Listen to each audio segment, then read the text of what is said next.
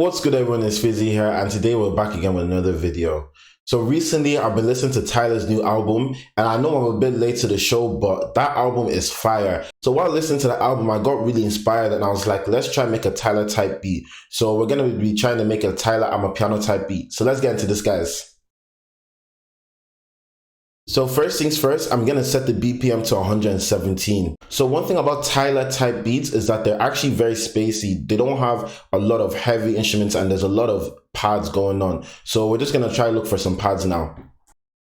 So now I'm going to lay down the chord progression. And while listening to her beats, I noticed that there are actually a lot of vibey beats. So they're not going with a simple Afrobeat type progression. They're going with a different type of progression. And this is the progression that I think they're going with.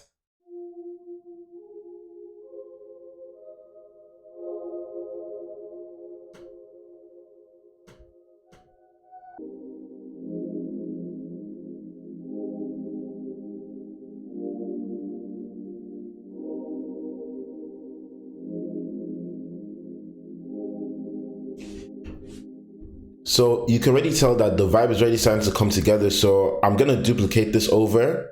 And I'm now going to actually add another part here, another chord here, just so that it leads back into the one. So now that I came up with that, I'm now going to look for more pads. So I'm going to be using this pad called Simple and Beautiful. And I'm now going to follow the exact same progression. So I'm now going to follow the progression again using a different pad. So what I'm going to do now is that I'm actually going to EQ that pad because it's sounding too sharp.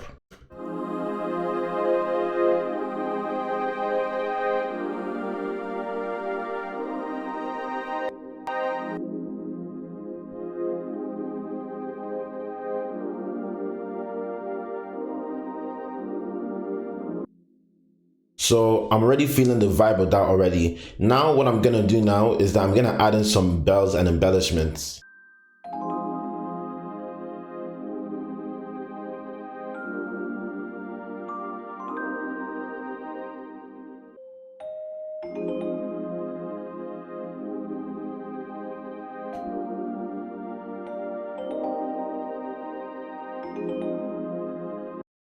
The bell melody is following the chord notes. So as you can see here, I'm playing the F minor chord. So I'm playing the F, G sharp, C, and D sharp. And this makes the F minor 7th chord. And I'm just using the bells just to play the notes. So now I'm gonna move on to a sign pad because while listening to her beat, I noticed that she actually used a lot of sign pads. So we're just gonna try find a sign pad.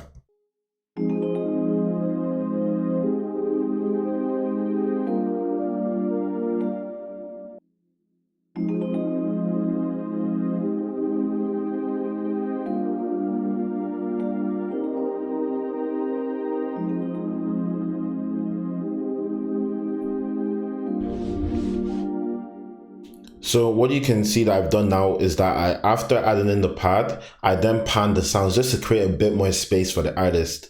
So what I'm going to do now is that I'm going to create a piano progression using the exact same chord progression.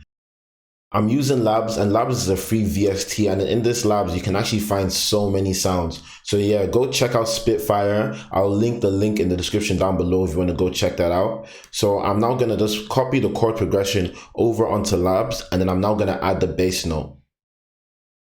So how I add the bass note is by going to the bottom of each chord and selecting it. And as you can see, I'm highlighting all the bottom of each chord, and I'm now going to hold Shift, and I'm gonna hold the note and I'm just gonna go Control down. And this is what creates the bass note. And now I'm gonna also strum it by hitting Alt S just to give it some variation.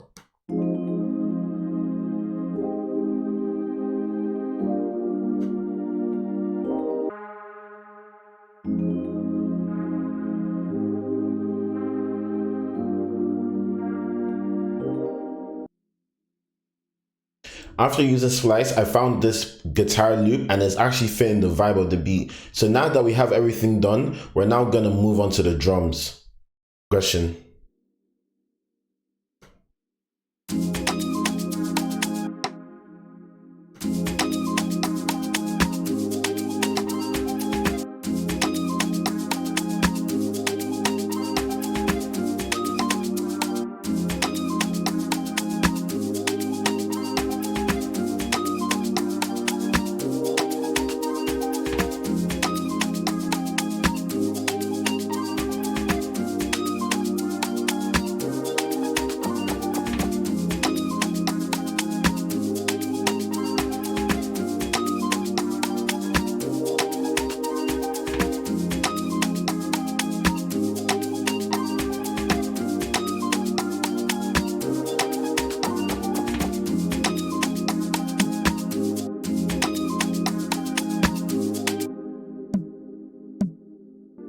So what I added in just now is a low conga. So this is what I have for the drums. I'm not going to do too much because I still want to keep some space for the artist. So I'm now going to move on to the kick.